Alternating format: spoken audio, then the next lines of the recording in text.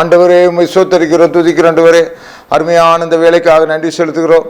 தேவனே நீர் எங்களோடு கூட இருப்பதற்காக நன்றி, எங்களை வழி நடத்துவதற்காக நன்றி. ஆண்டவரே இந்த நாளிலும் கர்த்தாவே புத்தியுள்ள கண்ணியுள்ள ஸ்திரீகளாக நாங்கள் காணப்பட எங்களுக்கு கிருபை தருவீராக. ஆயாவின் குமார்த்தி ரிஸ்பாலை மாதிரி கர்த்தாவே குடும்ப ஆண்டவரை பாசம் உள்ளவர்களாக காணப்பட, குடும்பத்தை நேசிக்கிறவர்களாக காணப்பட கிருபை தருவீராக. அன்பு ஒன்றே எங்களுக்கு பிரதானமாக இருப்பதாக, அது அளவு கடந்து ஓடுவதாக இயேசு மூலம் வேண்டுகிறேன் நல்ல பிதாவே, ஆமேன் ஆமேன்.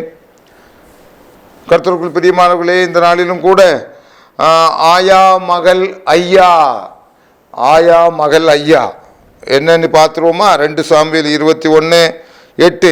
ஆயாவின் குமார்த்தியாகிய ரிஸ்பால் சவுலுக்கு பெற்ற அவருடைய 2 குமாரராகிய அர்மோனியையும் மேவிபோசேத்தையும் சவுலின் குமார்த்தியாக மேகலத்தியனாகிய பரிசுலாவின் குமாரனாகிய ஆதிரியலுக்கு பெற்ற அவருடைய 5 குமாரையும் பிடித்து, அப்போ 10வது வசனம், அப்பொழுது ஆயாவின் குமார்த்தியாக ரிஸ்பால் 2 புடவையை எடுத்துக்கொண்டு போய் அதை பாறையின் மேல் விரித்து, அறுப்பு நாளின் துவக்கம் முதற்கொண்டு வானத்திலிருந்து அவர்கள் மேல் மழை பெய்ய மட்டும் பகலில் ஆகாயத்து பறவையாகிலும் இரவில் காட்டு மிருகங்கையாலும் அவர்கள் மேல் விழ வெட்டாதிருந்தால். ஆயாவின் குமாரத்தி ஐயா, அருமையானவர்களே, ரிஸ்பால் என்கிற ஐயா, அதாவது ஒரு அன்பிலே தலை சிறந்த ஒரு பெண்மணி. நீங்கள் நேரம் கிடைக்கின்ற போதெல்லாம் அந்த 2 சாமுவேல் 21 அதிகாரத்தில் படிங்க. இந்த ரிஸ்பால் என்கிற ஆயாவின் மகள், அவள் ஐயா ஐயா செய்கிற வேலைகளை, ஒரு தகப்பனார் செய்கிற வேலைகளை அவள் செய்தால் அவளுடைய இருதயமானது அன்பினாலே நிறைந்திருந்தது. அன்பே சகலத்தையும் மூடும், சகலத்தையும் தாங்கும், சகலத்தையும் எதிர்கொள்ளும். என்ன பிரச்சனை ஆனாலும் சரி. சில குடும்பங்களிலே சில தலைவிகள் இருக்கிறார்கள், சில பெண்கள் இருக்கிறார்கள், சில தாய்மார்கள் இருக்கிறார்கள். குடும்பத்தினுடைய காரியங்கள் எல்லாவற்றையும் தலைமையிலே எடுத்துக்கொண்டு அது என்ன காரியமானாலும் சரி அவர்களாகவே முன்னின்று அந்த காரியத்தை எடுத்து முடிப்பார்கள். அந்த குடும்பத்துக்கு நன்மை உண்டாக கடைசி வரை போராடுவார்கள், ஓடிக்கொண்டே இருப்பார்கள். அந்த குடும்ப தலைவி இல்லாவிட்டால் அந்த குடும்பத்திலே நன்மை இருக்காது. நீ இந்த குடும்பத்திலே இருக்காவிட்டால் உன்னுடைய குடும்பத்திலே நன்மை வந்து இருக்காது. நீ உன் குடும்பத்துக்காக எவ்வளவு ஓடிக்கொண்டு இருக்கிறாய் இந்த ஊருக்கே தெரியும். அதே மாதிரி இந்த ஆயாவின் குமார்த்தியாகிய ரிஸ்பால் அந்த குடும்பத்துக்காக ஓடினாள் ஐயா. இப்பொழுது ஒரு காலகட்டம் வந்துவிட்டது. அந்த தாயம் ஒரு அரசராக இருக்க வேண்டிய அரசருடைய குமாரர்கள் அங்கே 7 பேர், இவள் பெற்ற ரிஸ்பால் பெற்ற 2 பிள்ளைகள் என்னுமாக சவுல் அரசருடைய பேரன்மார் இன்னொரு 5 மார் ஆக 7 பேர் ஒரு காலகட்டத்திலே அங்கே தாவீது ராஜாவாலே ஓரங்கட்டப்பட்டு ஒரு முடிவுக்கு வருகிறார்கள். இப்பொழுது இந்த ஆயாவனுடைய குமாரத்தி இந்த ரிஸ்பால் செய்த காரியம் மிகப்பெரிய காரியம். அன்பானது அவளை இருக்க விடவில்லை.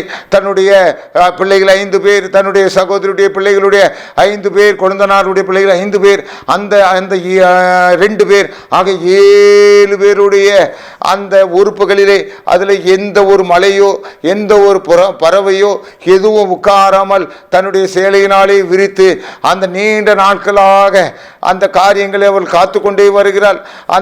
அந்த இடத்திலே உட்கார்ந்து கொண்டே வருகிறாள்.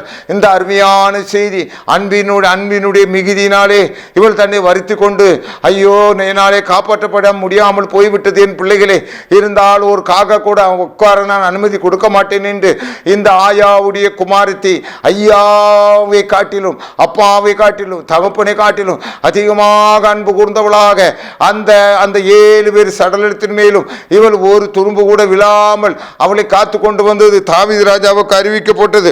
ஆகவே கர்த்தருக்குள் பிரியமானவர்களே, இவன் என்ன செய்கிறான் என்றால் சரியான முறையிலே ராஜ கம்பீரத்தோடு எந்த இடத்திலே அந்த இது வைக்க வேண்டுமோ அதை அந்த இடத்திலே வைத்தான். அதன் பிறகு இந்த ரிஸ்பால் அமைதியாக இருந்தாள்.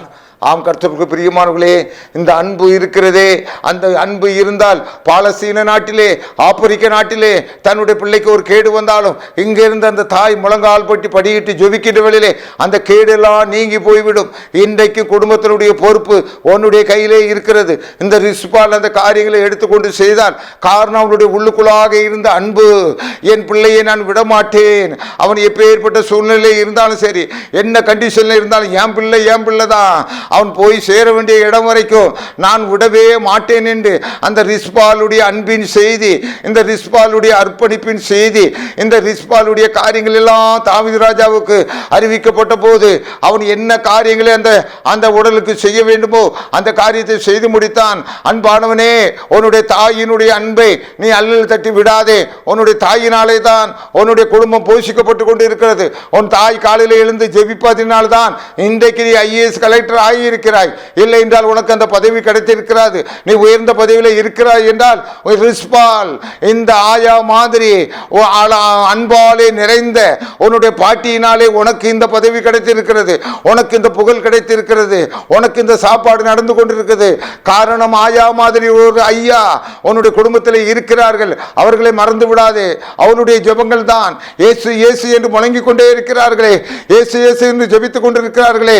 அதனால் தான் வாலிபனே, உனக்கு நல்ல வேலையில் நீ அமர்த்தப்பட்டிருக்கிறாய், நல்ல மனைவி நீ கண்டடைந்திருக்கிறாய். மறந்து போய்விடாதே.